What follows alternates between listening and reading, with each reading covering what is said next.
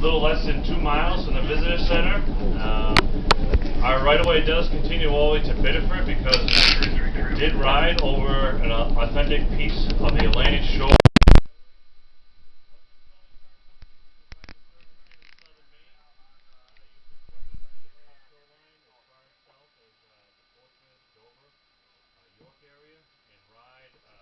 Places like Sanford, Maine, Kennebunkport, and all the way up here to Biddeford, where you can connect with another trolley car company to keep going north. The reason why we call this Talbot Park is because the name of the family that donated this little chunk of land in the 1990s, that was called the Talbot family, and so we named this loop after them. We were able to build this loop. A car like this, we wouldn't have a problem, because we would just tell you to get out of the car and pick it up and turn around. No, just kidding. We would just have to walk the controllers to the other end of the car, change the pole, and go back. We don't even have to ask you to flip the seats in this car because it's bowling alley seating. This is what we call bowling alley seating. But most cars with the forward-facing seats, you just flip the seat and you go the other way. But a lot of cities in the United States had single-ended cars, like an automobile. You have to operate it from one end. So we need a loop for those cars. Such cities as Cleveland, Ohio, they had single-ended cars, so we need the loop. Now, the reason why we call it park is because in the beginning of the 20th century, trolley car companies had an agreement with most of the towns and cities they operated in that they had to provide service 7 days a week. Well, back then, our ancestors worked 6 days a week, typically in the textile mills here in New England. And on the 7th day, that really was the day of rest. And you might walk to church or go for a Sunday dinner, and that was about it. People weren't really riding the trolley cars on Sunday. But the streetcar system was losing money because they had to keep the power on and provide service. So what they decided to do was build trolley lines anywhere from 5 to 20 miles outside of a city center and build something out at the end of that maybe trolley line. It might be something as simple as a bandstand to listen to some great music.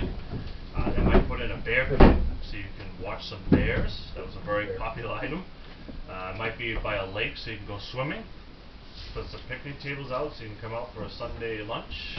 And the only way to get there was by streetcar. So you pay the trolley car company to ride out there, you pay the trolley car company to get into this new park, and then you pay to go home.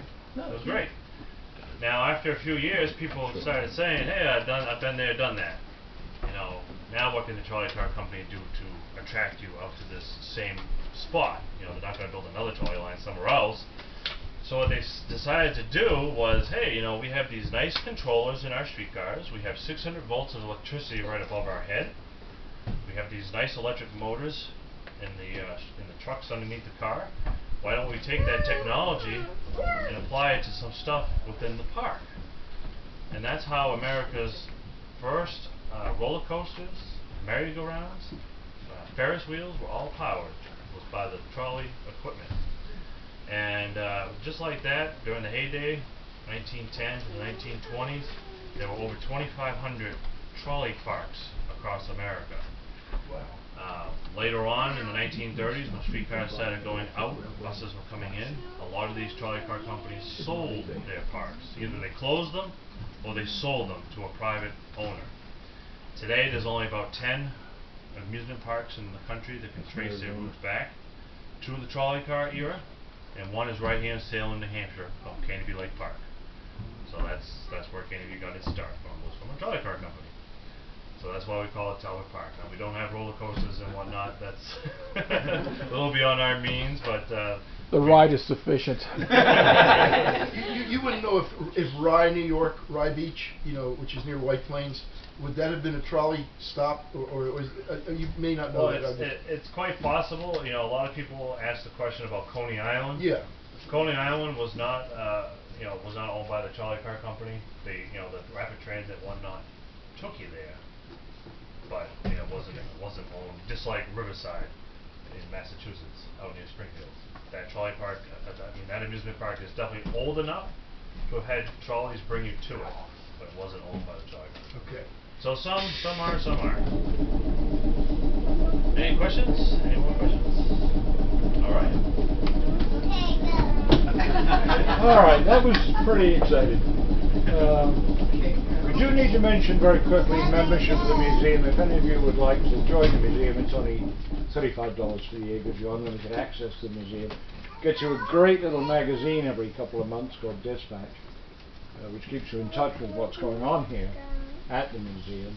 And by mailing that to you, it gives us the opportunity to mail you appeals for money that we're always very, very short of. So if you'd like to join the museum, just see us back at the platform. We've got membership forms there. It is Father's Day. Any of you mothers like to buy Dad a Be a Motorman program? If any of you would like to drive this car, we do have a program called the Be a Motorman program. It's only $60. You get one of our instructors, one of our cars for about an hour or so, and you'll actually get to drive the car out to the loop here and back again. Bring your family with you if you'd like to do that. Very unique experience. How many people do you know, except for me and Pete, that can drive a street car? Not very many. Pretty unique experience. And finally, do swing by the store on the way out. Lots of good stuff in there. I will admit an awful lot of it is trolley related, but there's a lot of other good stuff too. So do take a look in there before you leave. Thank you for joining us. We'll be heading back in a couple of seconds.